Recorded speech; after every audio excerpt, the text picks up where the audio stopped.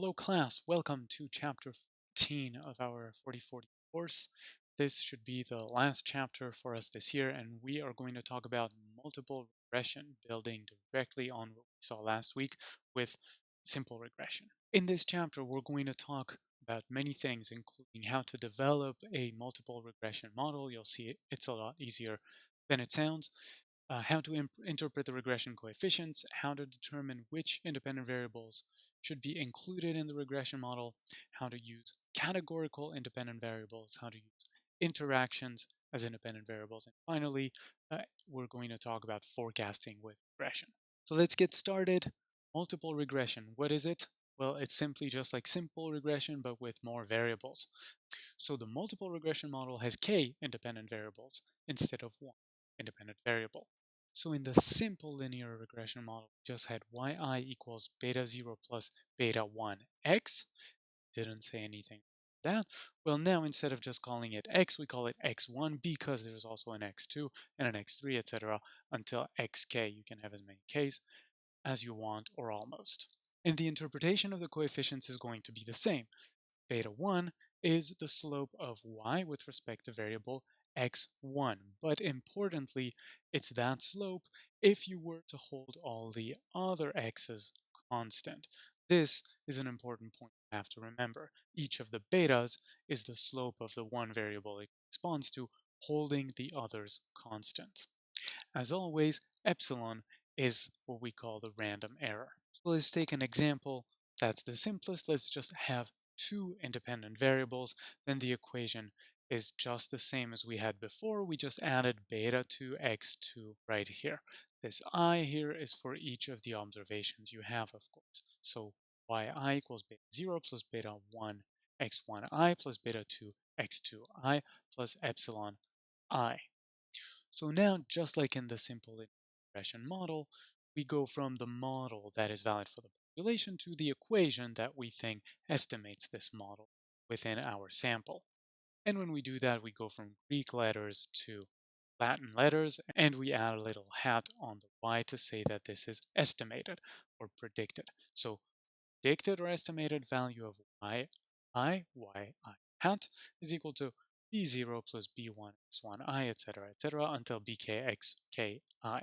And here we don't need to add the error because it's not the model, this is our estimation of the model. So the coefficients beta of the regression model are going to be estimated as b using the sample data. So I'd like to give you an idea of how this works graphically. Imagine that we are now just, instead of having y and an x, we actually have three dimensions, y, x2, and x1 in this direction. So this is a 3D plot. Imagine this to be the corner of a room right here. So you can have an observation here that is just defined by a value for x2, a value for y, and x1 is equal to 0. Or you can have a dot here, for instance, that is defined by a value for x1 and a value for y, but x2 equals 0. And of course, you can have one on the ground that is just defined by x1 and x2, but y is equal to 0. So here, hopefully, this helps you visualize how this graph is working in 3D for us. This point here is going to be defined by three coordinates, x1, x2, and y. And so we're going to have a whole cloud of plots here that are hanging in midair here in this 3D space. And we want to fit a regression line through those. Well, wait a second. How do you fit a line through a 3D cloud of points? You can't. And in fact, you don't. What do we do? Instead of a line, we are now going to fit a plane or a surface. What does this look like? It looks like this. If you can see this in 3D, these blue dots are the ones that are above the plane that we defined. And those dots here that are grayed out are the ones that are behind or that we aren't able to see because of that plane. Trying to give you a sense of how this works in 3D. Basic idea is that the same way that a line can be drawn in a two-dimensional space, then here when your data is in 3 dimensions, can fit in a two-dimensional space that defines your regression. What is the equation of a two-dimensional space in 3 dimensions? Well, it's y hat equals b0 plus b1x1 plus b2x2. It is a regression equation. That's these types of equations define planes in a 3D space. So that's for the intuition. Now let's do an example. Imagine that you have a distributor of frozen dessert pies and they want to evaluate what determines demand. They're going to do that with two independent variables. The first independent variable is the price. The second one is advertising, how much they spent on advertising. And they want to use these two variables to determine pie sales. They've collected 15 weeks of data. The data will look like this: pie sales, that is your y variable; price, that's your first x; and your advertising, that's your second x. The equation that we want is the one that predicts sales, sales with a hat, equals to b0 plus b1 price plus b2 advertising. This is the form of equation that we're going to estimate. If we just took this data and ran a multiple regression in Excel on it, we would get this kind of output. Where is our equation hiding in all of this output? It's here, the same way as in the simple linear regression. We used to just have an intercept and one coefficient for a variable. Now that we have two variables, we have two coefficients here. So this is b0, this is b1, this is b2. And so it means that our sales hat is equal to this intercept plus this coefficient minus 24 times the price plus that coefficient 74 times advertising. This is our estimation of the predicted sales. How do we interpret this? Well, let's take the example of B1, which is minus 24.975. This variable tells us that sales will decrease on average by 24.975 pies per week for each dollar increase in selling price. Importantly, net of the effects of changes due to advertising. So holding advertising constant, this is the effect of what a change of price by $1 would do to our sales. Now, the reciprocal of this, of course, is that B2 is holding prices constant, the effect that a change of $1 in advertising would have on your sales. Therefore, it is by how much the sales will increase on average in pies per week for each. Sorry, I shouldn't have said $1. It's $100 because advertising is expressed as in hundreds. So for each $100 increase in advertising. Now this is important because the price is expressed in dollars. This is what happens to sales if price changes by $1. Because advertising is expressed in hundreds of dollars. This is what happens to sales if advertising increases by $100. How can we use this to make predictions? Well, exactly the same way that we did it for the simple linear regression. Meaning if we would like to predict sales in a week in which the selling price is going to be 550 and the advertising is 350, all we gotta do is plug in 550 and 350 into our equation. So this is the equation we had. We plug in 550 for price, 3.5, again because it's expressed in hundreds, for advertising, and this is what we get. So this is our predicted value for sales in that kind of a week. Okay, so having finished with that, let us look at goodness of fit. How do we test whether our regression is good at matching our data? Let us remember the concept of errors or residuals that we had in simple regression, where they were the distance between each of the points and the line that we drew through the cloud of points. Well, now we're going to have the same thing, except we're going to be using the distance from each observation to the plane. So the distance between this observation and the plane, here you're going to have a residual on the y-axis. And so how is the best fit equation found here for the best fitting plane? Well, exactly the same way. Previously, we're looking for the line that creates the smallest squared residuals, or the smallest squared errors. Well, here again, the best fit equation is going to be found by minimizing the sum of squared errors. Again, we have to be cognizant of the assumptions that underpin this model, and those assumptions are related to shape of these errors. The key assumptions are that the errors are normally distributed, that they have a constant variance, and that they are independent. And in subsequent chapters of the book, you could read all about what happens when these assumptions are violated. Remember how in simple linear regression we had the coefficient of determination r squared? Well, now we call it the coefficient of multiple determination, still called r squared, and it is still expressed as the SSR over the SST, meaning the regression sum of squares divided by the total sum of squares.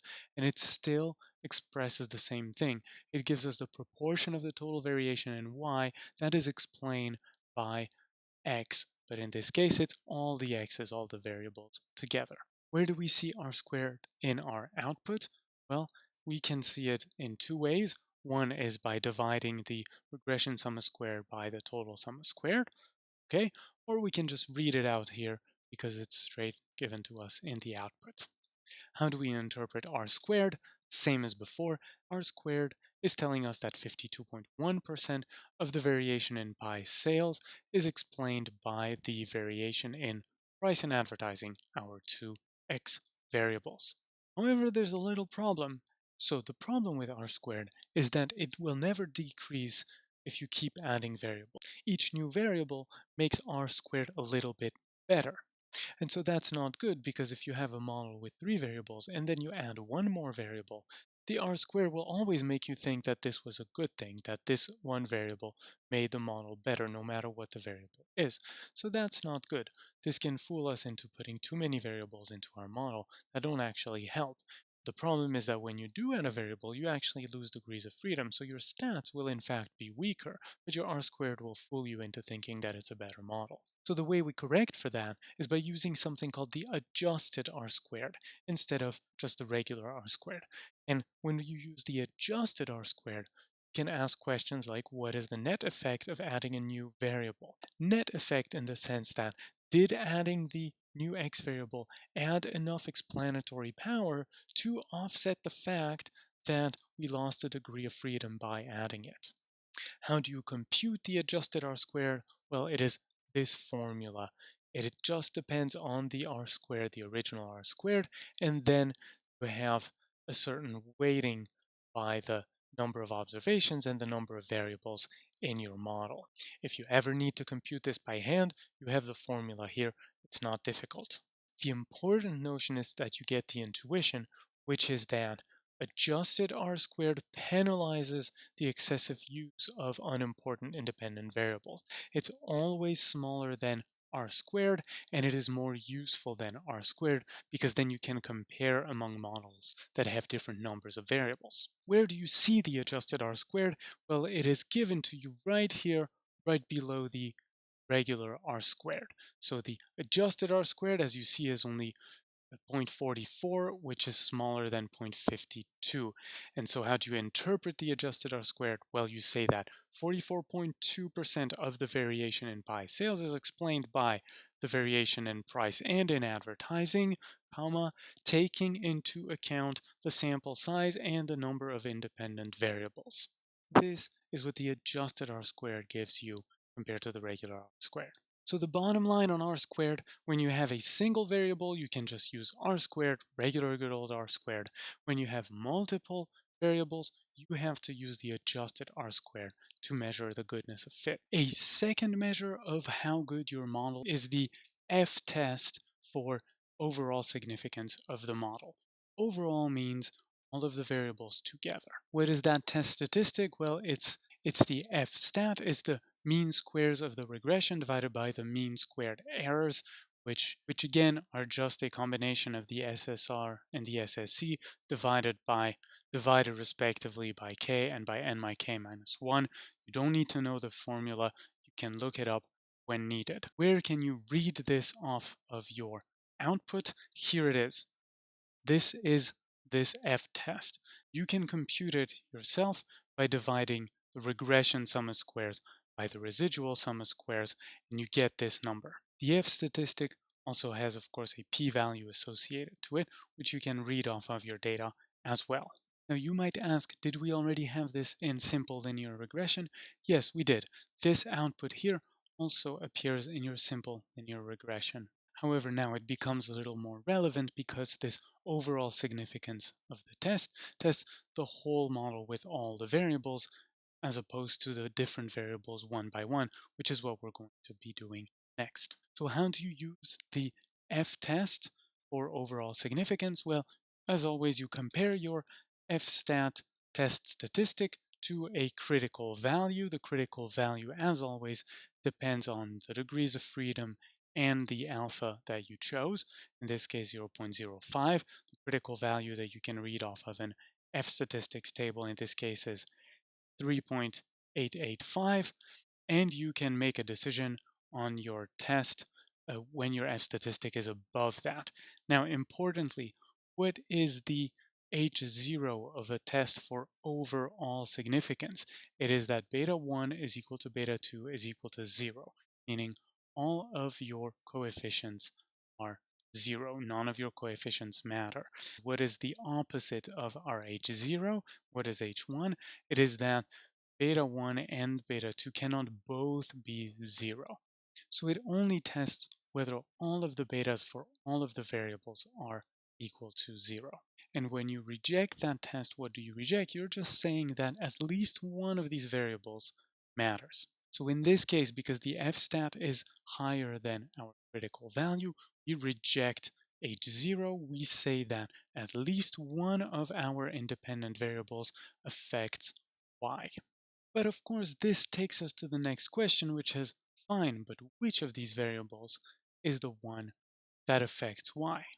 So that's our third part. Which variables are actually significant? Well, we're going to test that exactly the same way as what we did for the simple linear regression. We're going to use t-tests, and we're going to use a different t-test, an individual t-test for each of the variable slopes, each of the beta. This is going to tell us whether there is a linear relationship between each variable xj and the y, holding all the other x's constant. So the hypothesis for an individual t-test for an individual beta is that beta is equal to 0, no linear relationship, or beta is different than 0, there is a linear relationship. So for each of our betas, we are going to set up a test where h0 is bj is equal to 0, there's no relationship, or bj is different than 0, there exists a relationship. As an aside, we often refer to this test as just saying, is xj significant or is xj not significant? The t-stat is the same one that we had in the previous chapter. It's an estimated value minus hypothesized value divided by standard error. Where do you read these tests in the output? Down here at the bottom. So here we have a test for the price, a test for the advertising. These are the coefficients we're asking, are these coefficients different from 0? This one has a t-stat of minus 2.3. This one has a t-stat of 2.85. You can immediately just check out the p-values right next to them. 0.03, that's less than 0.05, 0.01, that's also less than 0.05, and so you already know how to interpret this. The price is significant and advertising is also significant, meaning the beta for the price is different than 0 and the beta for advertising is also different from 0. How would we have done that from the t-stats? As always, we would have defined critical values. In this case, the critical value for t with alpha equal to 0.05 and 12 degrees of freedom is equal to minus 2.17 and plus 2.17. The rejection regions are on either side of these values, and so because minus 2.3 is less than minus 2.17, it falls in this region. On the other hand, 2.855 falls on that side in this region, and so for both tests we can say that the betas are significantly different from 0, or both variables are significant. There is evidence that both price and advertising affect pie sales with alpha equals 0.05. Can we do this with a confidence interval? Of course. As always, it's just our estimate plus or minus our critical value times our standard error, where the t-stat has degrees of freedom n minus k minus 1. You can compute this yourself because you have the coefficient here and you have the standard error here, in which case you would just plug in the values of the formula and you would obtain a confidence interval of minus 48.5 and minus 1.37. but you're in luck. Excel gives you those results as well. You can just read them right here at the end of this bottom part of the table. This is the lower 95% confidence interval bound. This is the upper 95 confidence interval bound. And so because you know with 95% confidence that the weekly price effect is going to be somewhere between minus 48 and minus 1.3, you know that 0 is not in that interval, and so you can say that this coefficient is significant. Note that when you interpret it this way, you are much less precise. Instead of saying on average, the effect of increasing the price by $1 is going to decrease sales by 24 pies, you would just say that it's going to decrease sales by somewhere between 1.3 and 48.5 pies with 95% certainty. So now that we know how to work with a multiple linear regression and how to interpret the coefficients, now we're going to talk about some specific types of variables that we can put into our models to make them more interesting. The first type of variables that might be interesting for us to add are dummy variables. What we call dummy variables are categorical variables, and specifically categorical variables that have two levels. So variables with answers like yes or no, or on or off, or male or female, any variable that has just two levels, two categories, is called a dummy variable. And the way we do it is we code one of the values as 0 and the other value as 1. So for instance, you could have yes is the answer, and we'll code that as 1, and no will be coded as 0. Or on is 1, and off will be coded as 0, etc. So we can add a dummy variable to our model, and if we make the assumption that the slopes associated with the other variables, the other numerical variables, don't change with the value of the categorical variable, then we can interpret this model in interesting ways.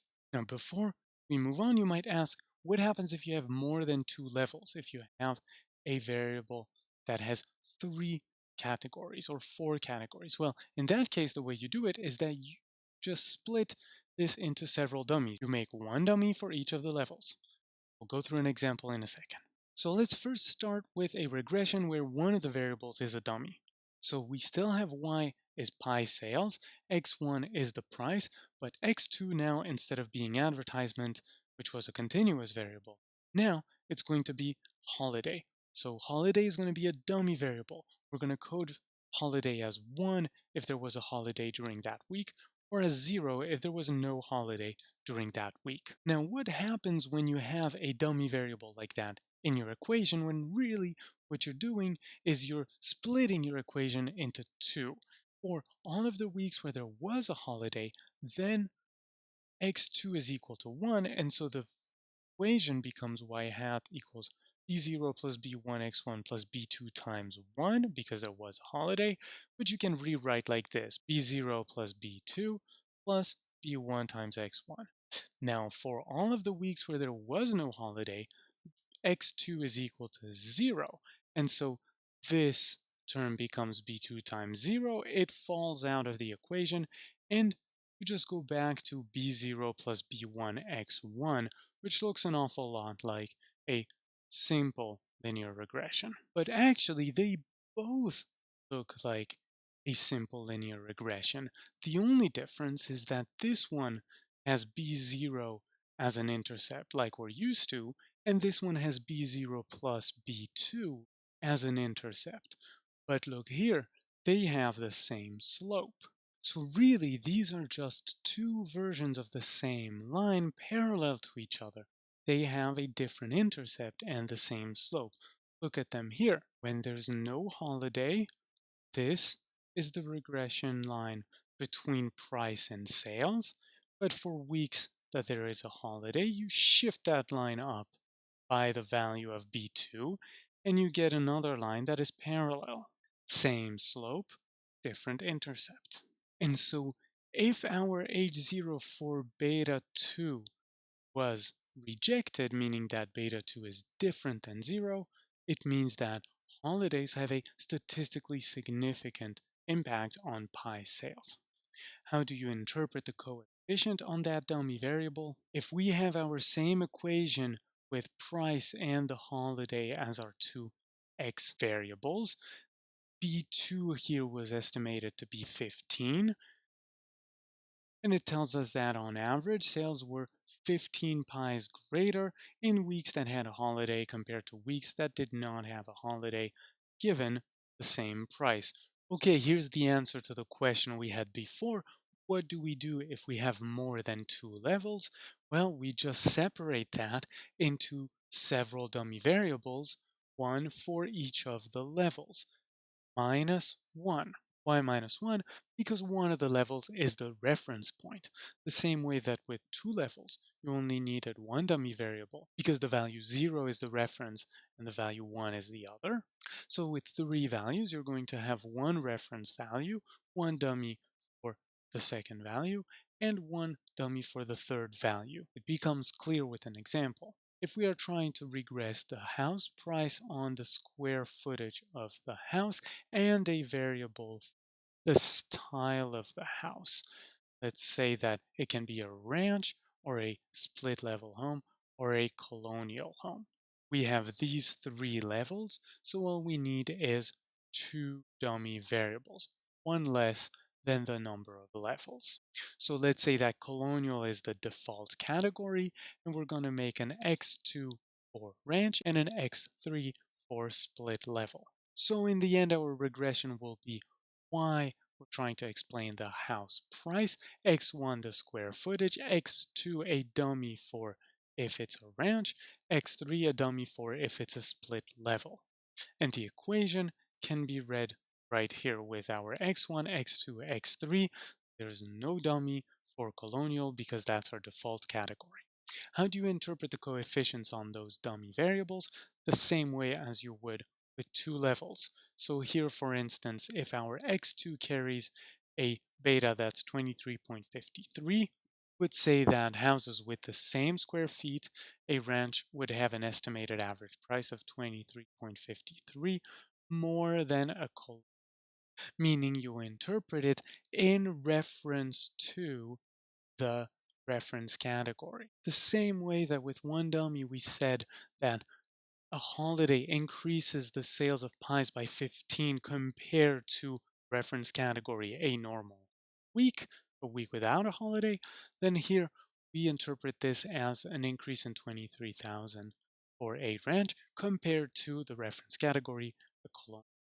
And the same for 18.84. This is also the difference between a split level compared to a colonial, the reference category. The other type of interesting variables we want to talk about are interaction variables. An interaction variable is just when you multiply one variable by another variable. So when a model hypothesizes that there's interaction between pairs of x variables, it's trying to say that the response to one x variable may be different at different levels of another variable.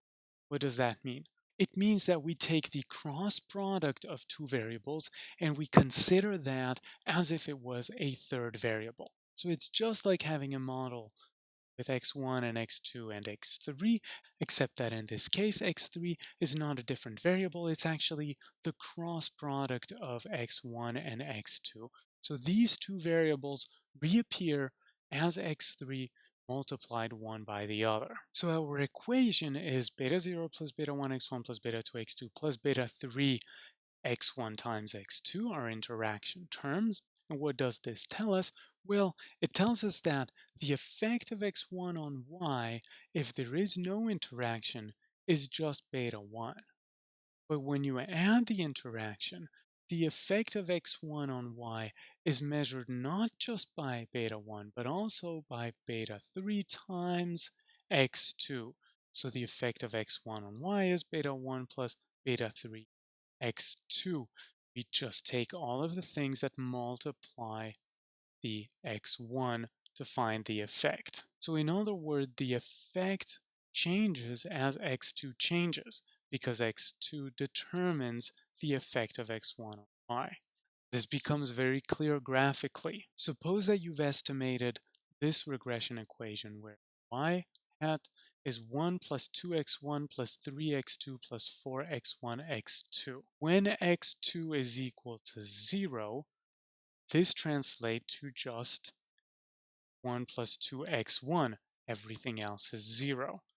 If x1 is equal to 1, then this equation translates to 1 plus 2x1 plus 3 plus 4x1, so that's 4 plus 6x1. So the equation of our regression line depends on the value of x2.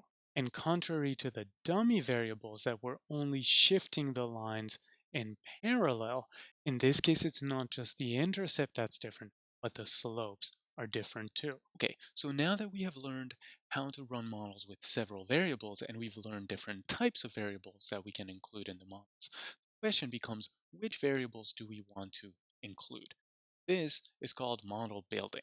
So model building is all about choosing which variables to include and to exclude from the model. Let's start from the very simplest example. You might have a data set with three variables, y, x1, and x2, and you believe that you might be able to predict y using x1, and you might believe that maybe x2 is also useful for predicting y. So really you have three models that you could choose from. You could either regress y on x1 and an intercept. That would be a simple linear regression with just x1 as your dependent variable. Or you could run another simple linear regression, this time with just x2 as dependent variable. And finally, you can have a multiple regression model with y as the dependent variable and two independent variables, x1 and x2. So how do you pick which model is best? Well, one option would be to run all three of them and choose the one that has the best adjusted R squared. Remember, in this case, we need to adjust R squared because we are comparing models that don't have the same numbers of variables. So if we run through it, it looks like this. Run all three models, and you look at the adjusted R squared. And so for instance, here you see that, let's say in the first model, simple linear regression with just x1 as the independent variable, get an adjusted R square of 0.32. What does that mean? That means that 32.1% of the variation in y can be explained by variation in x1, having adjusted for the number of variables in the model because that's the adjusted R squared. In this case, there's only one variable. For the second model, where x2 is your only explanatory variable, you are explaining 14.6% of the variation. And in the model 3, where you are including both variables, you have 39.2 of the variation explained. And importantly, this is 39.2% explained by variation in x1 and x2, having adjusted for the number of variables in the model. So because you're using adjusted R squared, you can say that this percentage variation is not higher than these just because you added another variable, but because it is a better model. So your third model is the best one for prediction in this case. Now, the important thing to remember is that it is not always the model with variables that is better, not when you use the adjusted R squared. But you might say, wait a second, we just learned about interaction terms, so couldn't I also add an interaction term to that model? Well, yes, of course. And we're going to use that example to look at another way that can be used to choose your model, and that is to look at the significance of particular variables. So let's say here you're further thinking, okay, maybe I should add an interaction term to my model. So you're starting from this one, which you already decided was pretty well, and you're thinking, hey, I might as well add x1, x2 as the interaction term as a third explanatory variable. So what do? Well, just run the model. Run it, try it, and see if the corresponding beta is significant. Here, we ran this regression. Efficiency ratio is x1, total risk-based capital is x2, and interaction between the two gives you a p-value of 0.03. Now, that is a low p-value, which means that this is a significant coefficient. This is telling us that this interaction term does have some explanatory power. So because the interaction is significant, the new model with the interaction is better than the model without the interaction.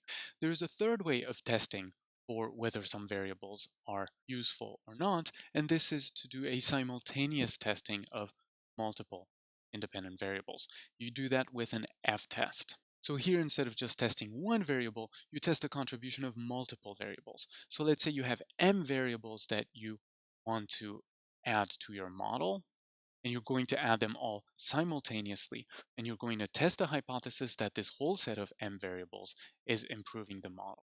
There's an F statistic that does that. It's similar to the previous F statistic, It's computed in a similar way as the previous fstat, in the sense that it has a mean squared regression at the top and a mean squared errors at the bottom. But in this case, the way you do it is you net out all of the variables that are not the ones you want to test from the total sum of squared regressions. So on the top, it's the mean squared regression just for those m variables you're trying to test. As always, you can just come back to this formula if you ever needed to compute this by hand.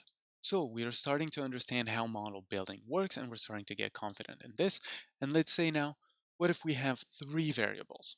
Well, with three variables, how many models do we have to check? Well, 3 times 2, that's 6 possible models to check.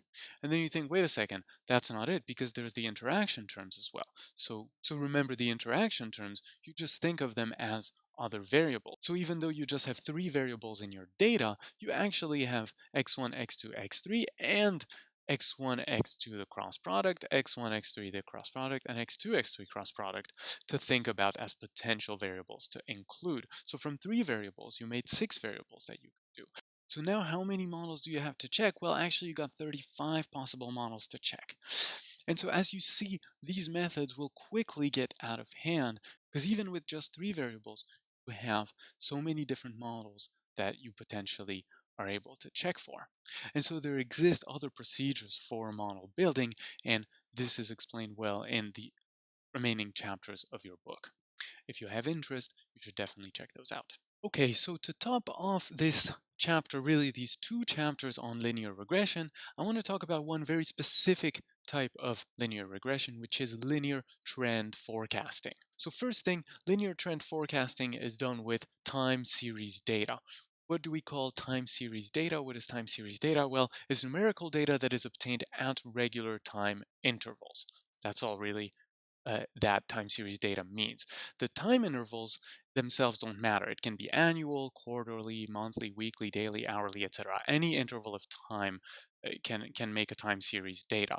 So for example, common time series data will be yearly. So let's say sales per year, sales in 2012, sales in 2013, sales in 2014, etc. So of course, picturing a time series, there are many things that can make a time series vary. There are many things that make your data vary over time.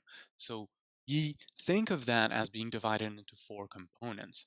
There is what we call a trend effect. So this is the overall persistent trend in your data. It can be upward or it can be downward. Then there's the seasonal effect. Seasonal effects are regular periodic fluctuations in monthly or quarterly data. Then there's the cyclical effect. So these are up and down swings and movements through the series. And finally, an irregular effect that are kind of erratic residual fluctuations that make the data vary, but we don't really have a good explanation for. I'll explain those one by one now.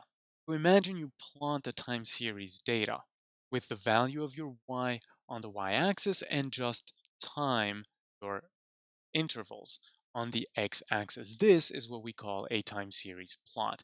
It is just the plot of your y variable over time. For instance, here, the fluctuations in US inflation rate. So when you make a plot like that, you can see those different components of the variation. The first component is the trend component. So it is the long-term increase or decrease over time. So here, if you imagine, let's take our simple stylized example of sales over time. The sales fluctuate quite a bit, but you can see that there is an upward trend overall. This in general, you can see it when data is taken over a long period of time. The second component is what we call the seasonal component. So as you saw, so what you could see in the previous plot is that the observations went up, down, up, down, up, down, up, down. They were overall trending upwards, but there was very regular fluctuation just like here. So this is the seasonal component of your variation. Seasonal because, for instance, here you have winter season is up, spring season is down, summer season is up, fall season is down, etc., etc. So every season regularly compared to the other seasons will display a specific pattern. So oftentimes seasonal components, you will express them inside of 1 year as monthly or, and the important thing is that the same seasonal pattern repeats over time. And finally, there's what we call the cyclical component. So for the cyclical component, you can only see it over long time series because they are also wave patterns, but they are long term wave patterns. So they occur regularly, but they're not necessarily equal in length like the seasonal patterns were. So what we call a cycle is the period between one peak and the next peak in a long-term pattern. Here, as you see, you still have seasonal variation within the trend, but this seasonal variation is on a shorter period of time. The cyclical variation is long-term. The most obvious example we're familiar with are the cycles of the economy, upturns and downturns. And finally, you have the irregular component. So this is variation that you are either unable to explain or you can explain, but you were not able to predict it. It has nothing regular or predictable about it. So it can be due to random variation, such as natural events or accidents, or anything like that would fall into residual fluctuations. We also refer to that as noise in the time series, noise being the component that you can't really explain with your variables. So where does linear regression come in? Well, linear regression will help us answer this one question, which is, does this time series have a trend component? The first type of variation. Is there a trend component? So sometimes you can just plot the time series plot and you see the variation and you can see that there is a trend. However, sometimes it's not as easy to see, and so you can run a linear regression that can help you see whether this trend is actually statistically significant, which is a much more powerful analysis than just eyeballing it from the time series plot. And the other thing linear regression does for us is that it allows us to do a little bit of forecasting. So imagine you have this data set with a time period, in this case yearly, 1, 2, 3, 4, 5, and some sales values, 20, 40, 30, etc. And you run the linear regression to find out what the linear trend is. So you use time as the x variable and sales as the y. And let's say you've estimated this y hat equals b0 plus b1 times x. Note that for the purpose of linear trend forecasting, we like to express x not in the original variable, which is 2010, 2011, etc., but we refer to it as the number of the time period. So the first period is 0, that is the initial point of our data, and then the subsequent periods will be period 1, period 2, period 3, etc. This is just subtracting 2010 from all of your year values.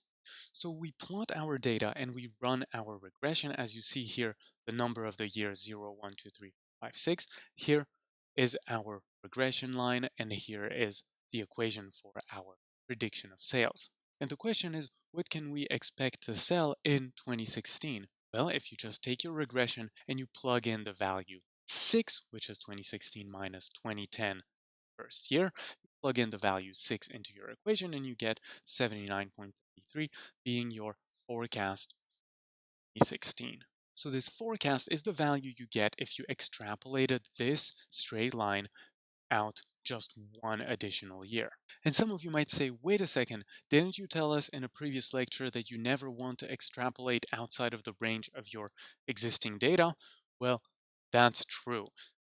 Extrapolating is very dangerous.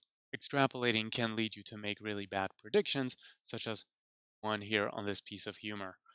However, in this case with time series, this is one of these rare exceptions where it's okay to do some extrapolating, some forecasting, just being rather careful and make sure that you actually have very long time series data to minimize your risk of making mistakes with predictions. And being careful not to predict and extrapolate too far into the future. So let us discuss a very simple example. Let's say we have revenues for the Coca-Cola company and we run a linear trend model for Coca-Cola company revenue. This is just a model of the revenues on an intercept and the year. They call this the coded year because they made it start at 0. And so we see that the regression will be 13.5059 plus 2.0096 times the year starting at 0. What do we think about this model? Well, it has an R squared of 0.8619, which is not bad. 86% of the variation in revenues can be explained by this growth trend. So that's a fairly good explanatory model. Of course, as you see, there are fluctuations here, and you might even say that those are cyclical fluctuations. Probably this was a time where the economy was pretty good, and this time it wasn't that great. Here it went up again, and here it went down. And so naturally, if we try to predict the next value on this sales plot. If we just go by the trend, we're not going to get a very accurate prediction because it won't be taking into account these cycles. But as a ballpark value, this trend is actually not that bad of a predictor. Now, if you really wanted to take into account all of these patterns, there are ways to do that, and those ways rely on nonlinear models. Next chapters in your book talk about nonlinear models that you could use to explain the other types of variations that you can see in this time series. Okay, we have arrived at the end of this chapter, but before I leave you, I'd like to give you a couple of recommendations. The first recommendation is to always check your data visually before running your analysis. Why is that? These four plots show it well. They are referred to as the Anscombe's quartet. These are data sets that all have the exact same regression line, even though visually you can tell that they are completely different. So your linear regression perhaps here would be a decent approximation for your data, but obviously here you are missing an important pattern. Here your regression line is tilted upwards just because of this point, and here you are making a linear regression even though almost all of your x values are actually the same. So it is easy to make a mistake if you just look at the numbers and significance. It's important to check your data visually. Here's another example that I personally really like that demonstrates this very well. You have 12 plots that all have the exact same mean for x, mean for y, standard deviation for x, standard deviation for y, and correlation coefficient. They are all the same all the way down to the third decimal. This set is called the Datasaurus dozen, obviously named after this first picture you saw that looks like a T-Rex. So this should really be driving the point that you need to always check your data before running any numerical analysis. So to recap, what did we see in this chapter? Well, you learned about multiple regression models, see how to develop them, how to interpret their coefficients, how to determine which variables to include or not. We talked about categorical variables, we talked about interaction terms, and finally we talked about time series and forecasting.